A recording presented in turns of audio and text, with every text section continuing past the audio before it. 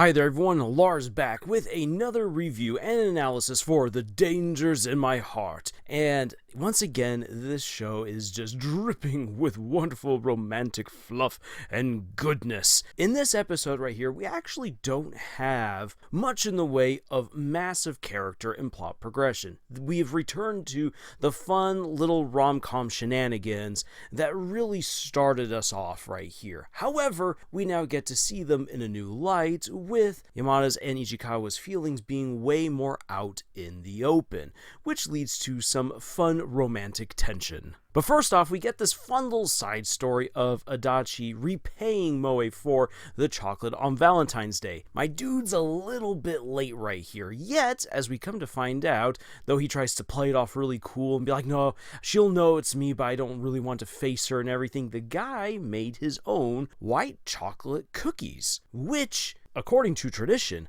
that's a big deal because he actually put in the effort to make it and not just simply go out and buy obligatory chocolates to return Moe's obligatory chocolate, because my dude is playing all different kinds of games right here. I mean, he's putting his money on every single number, I should say, where he hopes that, while even though he's aiming for Yamada, maybe Moe will return his affection. And you just get this funny, great showdown right there. It's super awkward. Ichikawa and Yamada get pulled into the middle of all of it. And what I like is that while Ichikawa was sweating bullets, he's like, no, I wasn't actually trying to give Moe chocolate.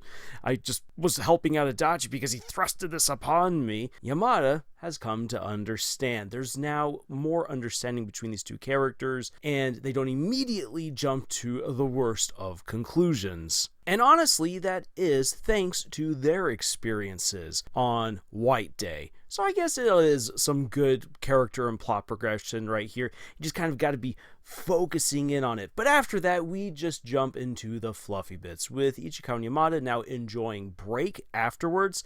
And we get, again, these crazy shenanigans, this crazy trope that is very popular, especially in Japanese teenage rom-coms, where if I manage to do X, I will do Y. In this case right here, Ichikawa and Yamada are playing some basketball, and Ichikawa's like, if I can score this basket, I will ask out Yamada. And of course, he doesn't make it. And Yamada's the one who scores her basket, and so she's like, I get to hang out with you over the weekend. Ichikawa is trying to suppress the fact that he has his birthday. It's a little bit embarrassing. He doesn't want to celebrate it. And we get a good moment where he does open up to Yamada about the fact that he's like, I didn't want to celebrate it. I didn't want to necessarily tell you about it because I don't particularly like my birthday, because I don't particularly like myself. Now, at first he hides behind the excuse of, I'm angry at my parents, but when she presses him for it, it's because he's like, well, I've changed. And I don't like who I changed into. And again, this does come back to the fact that Ichikawa, from the very beginning, was putting on a facade, putting on an aura and a persona that was not really him. That he was indeed a much better person deep down, but that he decided to be this angsty bad boy who always thought about death and murder, to hide the more vulnerable parts of himself, and to try to crush any feelings that he felt would make him weak, or expose him to pain and betrayal. But all thanks to Yamada, that armor's been coming off. More of who Ichikawa really is coming to the forefront, and of course, she wants to celebrate his birthday with him and his family. And a couple of funny notes right there. I love how Ichikawa's inner id is now coming out and really becoming a true demon, which is showing that as he's getting more and more into Yamada, that aspect of romance is beginning to come more to the forefront of his mind. He wants to get jiggy with it. And then the moment that his sister walks in, that raging horny demon just shrinks into a little kid. Which goes to show that thankfully this guy is not a siscon. Thank goodness. The other thing I want to point out here is I love Ichikawa's parents. They are incredible. His old tired dad is just so supportive of like, I see that you're hanging out with the girl and I'm not going to tread on that. But now that you're letting me on in, why don't we all go and enjoy dinner together? And then the mom humming the wedding theme instead of the happy birthday song while bringing in the cake for Ichikawa. That was great too. A little bit of a heavy-handed effort on your part there, Mom. Way to telegraph your intentions and feelings on this matter. Now, a couple of things that might seem really small right now, but trust me, it's going to be big later on. First off, that Ichikawa's sister is now trying to become a little bit buddy-buddy with Yamada. Now that she's come to realize way better, my brother has a crush on this tall, sexy chick. She is firmly in her brother's corner. She is trying to form a good relationship with Yamada, and that relationship is going to pay off in unique ways way later on down the road. Because the closer that Yamada becomes to Ichikawa's sister, the more opportunities that arise for some really great interactions and some really great plot and character progression.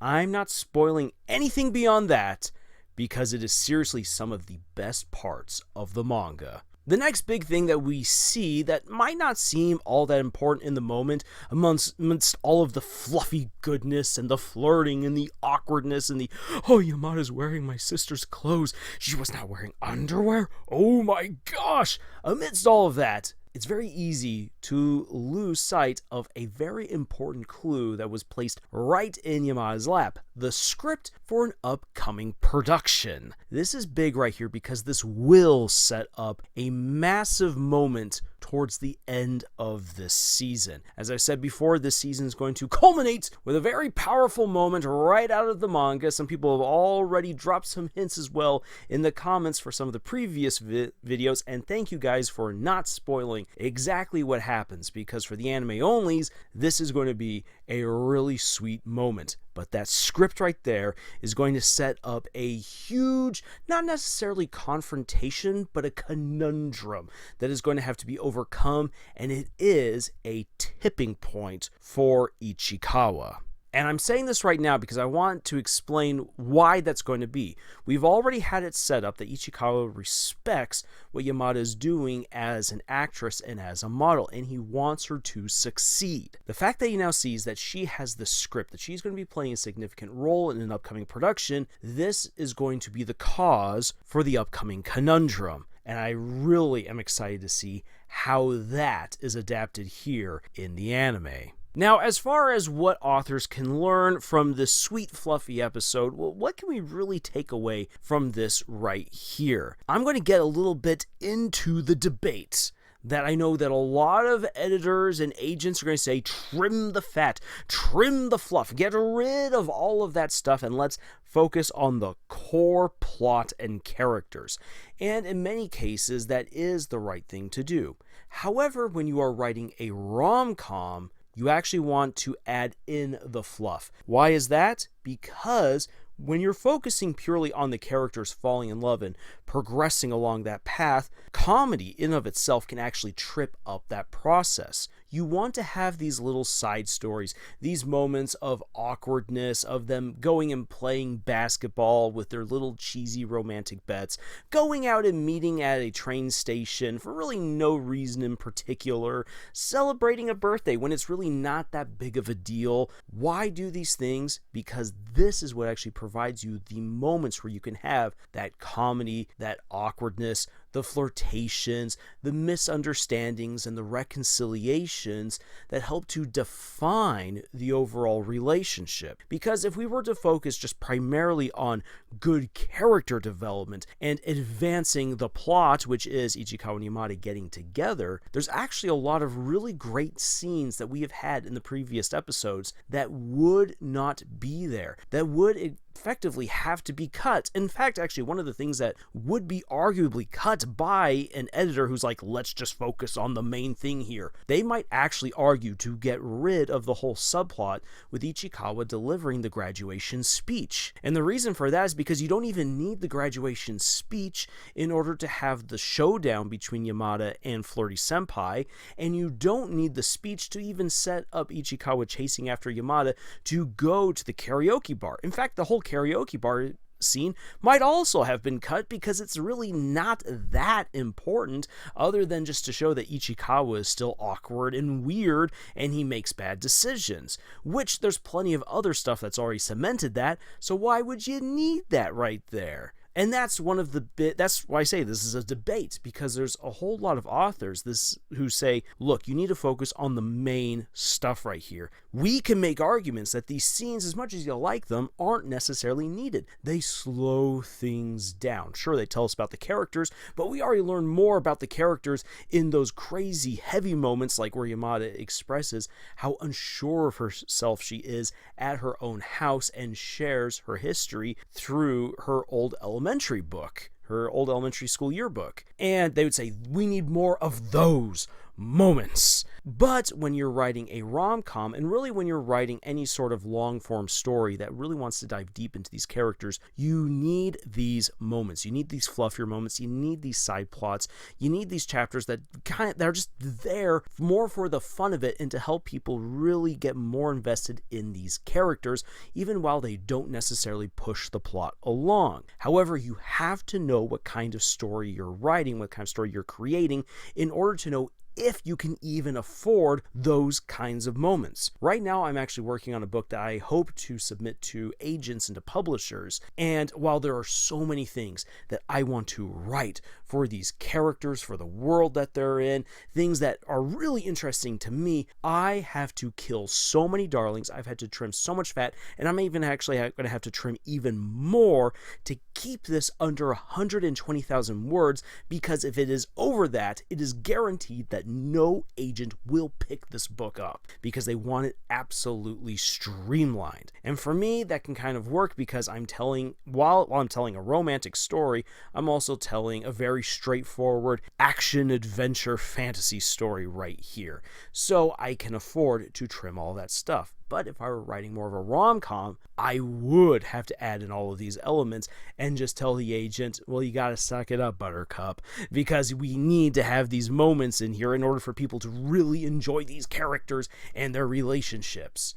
So again, knowing what kind of story you're writing will help you to know where you can leave on the meat and the fat and where you're going to have to trim in order to keep the interest of your audience. So with all that being said, congratulations to The Dangers in My Heart. You are continuing to deliver. I freaking love this show. It brings me so much joy each week that I get to watch the newest episode. And I'm looking forward to the next one. I hope you're looking forward to it as well. And if you like what we do here, if you like this review and breakdown, then please let me know in the comments. Like, share, subscribe if you haven't already done so. But especially if you would like to support the work that we do here and help to feed this starving author and YouTuber, then please check out the books that I have published. Links for them are in the description below. But otherwise, thank you so much for joining us on this incredible adventure that we call The Dangers in My Heart. And until the next video, y'all, juice. 待てよ。山田は履いてない。今日